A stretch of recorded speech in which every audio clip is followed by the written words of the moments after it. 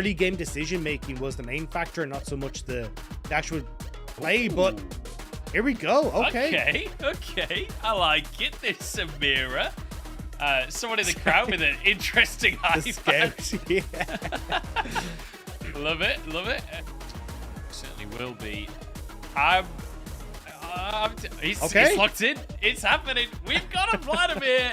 Flandre just doesn't care.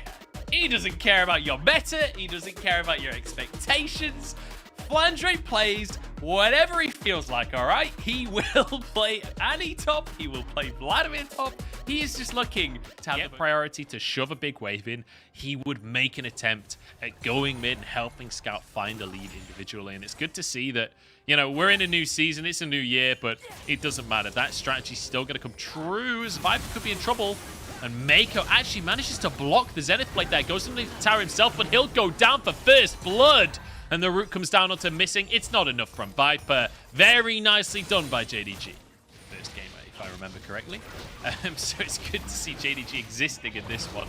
JDG start themselves a Herald off, but look where 369 is. He's level 7. He has his ulti. LPC moving in as well. It's time to make a play from JDG. 2000 on the Herald. 369 flashing forward, but the personal space fears him. He's rooted, but he still gets a kill anyway. 1 for 1 as the reset comes through from Scout. I believe Kanavi be in trouble next, but he has his ulti to keep him alive, and Yagao finds the bubble. And it's beautifully done by JDG as they get themselves a Herald and a couple more kills. Next time he can crash a wave. That's a lot of gold going over to a Vladimir. I don't know if that's good in the grand scheme of things for JDG, but here we go. 2v2 in the bottom side. On to Viper they go. Cleanse is nowhere near enough, and LPC wants a bit more. The double kill against Viper and Mako. That's how you make an entrance. Look at the top side gold. 300 gold in favor of Flandre. Rift Herald still in his pocket, and here comes JJ. Time to make a play on the top side. 369's in trouble. Does have Slicing Maelstrom, though. It's hard to dive a cannon a lot of the time. Stun comes down onto Flandre, but he is Vladimir at the end of the day, so he turns into a puddle, and everything's okay. He's got a Herald as well, so that might just be a finished off tower in the top side. Beautifully execute dive by EDG. In the meantime, JDG trying to make plays on the bottom side, but I don't think it's going to work out for them because the respect from Viper and Mako is beautiful to see. I think, hey, JDG want to go and try and pick up the dragon, which they did, but as they're putting those resources, but EDG answer with Flandre's positioning top, and now Flandre. Oh, but the little kid answers back. It's Flandre who's being bullied, turns into a puddle, but that's all he'll be is 369, finishes him off, and gets revenge. He stands strong for the little guys everywhere. Scaling, you've already mentioned, that Vladimir is gonna get absolutely huge. Semana, not exactly known as that late game hyper carry, much more known for the mid game. So it feels like JDG do need to start putting their foot down, and this Herald in the mid lane will certainly help them do that. So they take a tier 1 for themselves. They'll look for an extra charge onto the tier 2. JJ really wants to hit that eye, but he won't be able to. Uh-oh, we're past 14 minutes. Flandre's behind the enemy team. Rocket Belt in. There's a big ulti onto everybody, but it looks like it'll just be 2 for now. But 2 is better than none. Kanavi keep himself alive with his ulti, but the fear comes on in. Zoe over the wall. Yagao trying to turn it around, but it's a double kill for Viper, and a boot to the face for 369, then pulled in on the anchor and shut down by the shadows. The Scout. Beautifully done by EDG. What is now even, by the way?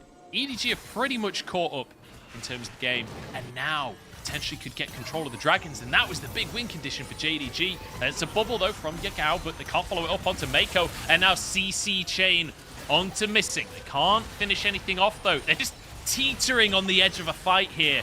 The dragon started off. It is a cloud, which is not the greatest ever, but it's actually taken by Kanavi anyway. So third Drake going the way of JDG. Beautifully stolen. Another miss from Scout. He's 3 out of 4 on the misses so far of the ultis this game. But now the re-engage from JDG in the longest non-fight in the history of League of Legends.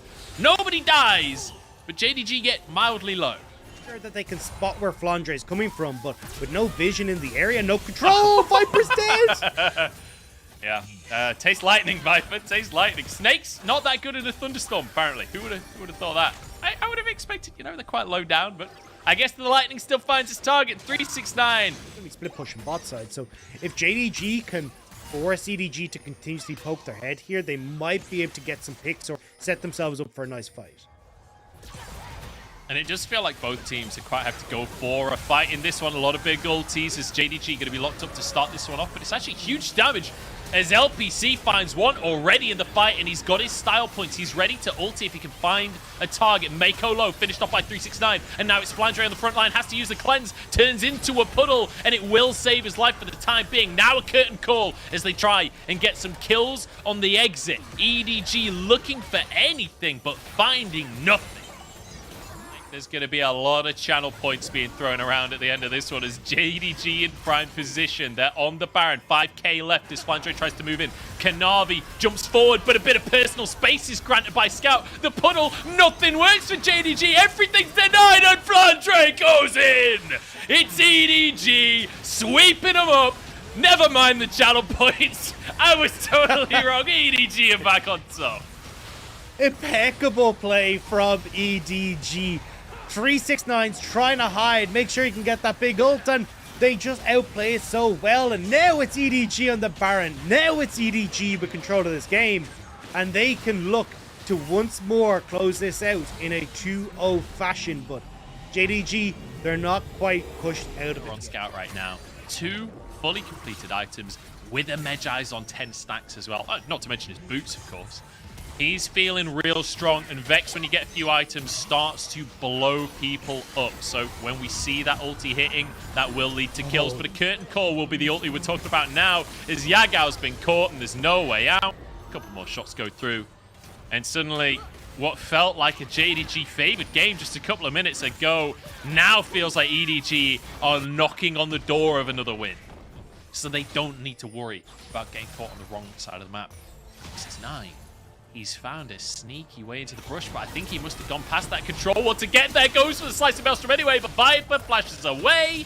And 369, you know, it was a good attempt. I like the gumption there. You're down on death row at this point. You might as well try and make something happen, but it just cannot come to fruition.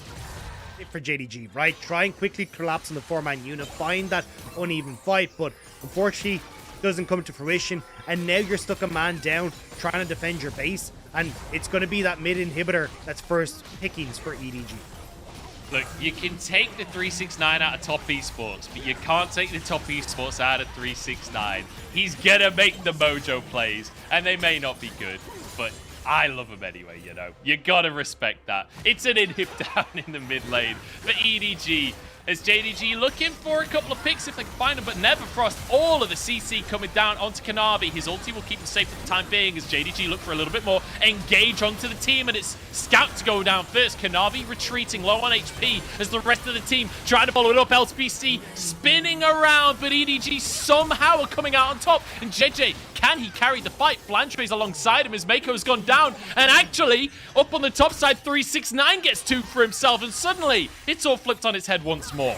Just help them steady the ship as you've got Dragon now in 10 seconds, and JDG have got back control of the spot side jungle. And you know, EDG struggling to close out this game after such a dominant game number 1. I think this is the perfect moment to make ridiculous sweeping statements about the future of this organization, Dagda. As they go towards the second Drake in this one. JJ finished that one off. 2 Drakes now on the board for EDG. And they can move up towards this Baron that we talked about before. TP coming through. It's Scout behind enemy lines here, missing, trying to start the fight. This 369 might be able to stop Scout joining the fray. Shadows needs to come on through, but Scout's just stunned up. He can't get into the play, but personal space saves the day. Fears across the team, and he strikes fear into the heart of any JDG fans at home. JJ looking to chase down Yagao, who's just desperately fleeing with his tail between his legs. Oh, the TP isn't going to be cancelled. There's no kick available, and it means Yagao gets out with his life, but that's all he's got. Oh, yeah, it doesn't look like 369 would be getting the 3-6. What is that damage? Almost finishes both of them, but he hasn't finished the Void Staff. If that Void Staff is finished, I think that's a double kill, but it wasn't meant to be. We'll call that a 6. It's not quite a 3. We'll call that a 6. That far up, right? You don't have 369 position. You have no vision of where EDG is. Just a big mistake for missing that. EDG do a good job to punish. Okay, moving on to try and clear the vision here. Does feel like EDG or at this point, JDG once again onto that kind of last chance saloon that we saw for pretty much the entire game in game number 1. See if they can hold on this time. Some of these team fights have looked good, and 7 kills for 369. He has now finished that voice staff. He's got healing reduction. If he can get onto Viper, this is still fightable for JDG. That's a very deep TP. It's going to take him a long time to get in the fight, but it doesn't matter because Flandre has run it down. And now 369 is behind 3 of them. This is the moment for JDG. And 369 sets it up, but actually couldn't do the damage. And now EDG are back in. Scout is doing it. LPC spinning around, but he can't quite finish the kills off. The curtain call comes through. How the hell did EDG win that? That's just not fair. That was so well orchestrated from JDG. The deep flank, the pick on Flandre. But EDG, they're just too far ahead. And the wave is there, Munch. This is it. That's going to be that. It's a bit of a heartbreaker for JD. Oh, the in-hip response. I think it's still going to be the end of the game.